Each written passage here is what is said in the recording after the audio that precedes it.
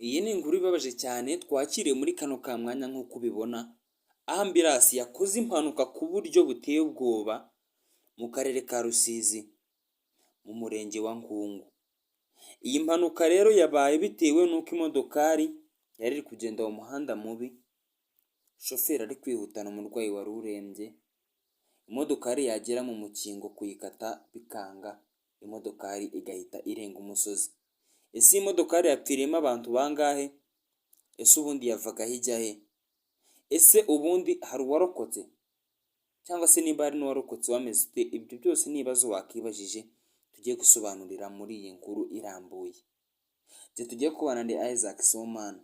Ndagusaba gukanda subscribe kugira ngo tujye tubana no mu zindi nkuru. Like yawe ni ingenzi kugira ngo ujye ubona andi makuru agiye atandukanye.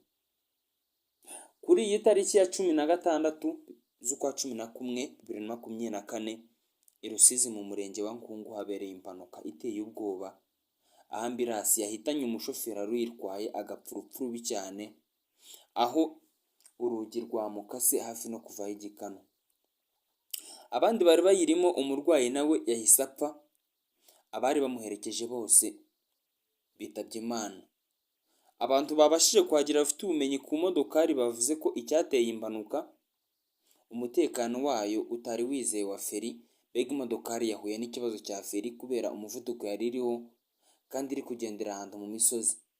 Niba biruzi neza ni imodokari yarenze umuhanda yari iri kugenderamo, nubwo ari umuhanda w'ibitaka umenyeho amabuye gusa, yarangiza ikirenga ikagwa ipfa mu rutoki. Ni imodokari yagiye ikangirika ku buryo buteye ubwoba nk'uko nawe biruzi. Biranagoranye ko impanuka nk'iyi hari umuntu wapfa kuyirokoka, ariko nta kuntu twakirengagiza ko nyuma y'uko iyi mpanuka ibaye, umwe mu bantu bari baherekeje abangaba yaje kuba byibura yapfa kurokoka bagasanga aracyari muzima, bakamujyana kwa muganga, ariko nayo yavunaguritse ku buryo buteye ubwoba.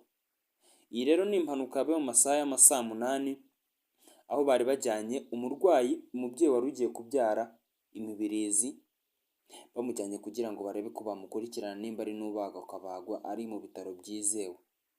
Iyi mpanuka rero yaje kuba aho abantu benshi bapfiriyemo, kuko urumva ko abantu barenze 1, 2, 3, 4 ari abantu benshi. Ubusanzwe ubundi hano no mu mezi 3 ashize hari haguye indi ambulance nayo imera nka gutya, abari bayirimo bose bitaba Imana, ariko iyi ngiyi yabaye ambulance ya kabiri iguye muri kano gace. Impamvu zijya zihagwa ni uko ari ahantu imodokari iri kugendera mu misozi iteye ubwoba, ku buryo biba bigoranye ko imodokari yagenda urugendo runini cyane ikaba itakora impanuka kubera uburyo ki iba iri kugenda ahantu habi. Byinshi rero muri ibi mu bintu byatumye iyi mpanuka iba, umushoferi nta burangare twavuga ko yabigizemo, ahubwo ni uko imodoka iri kugendera ahantu habi kandi imvura yaguye hananyereye.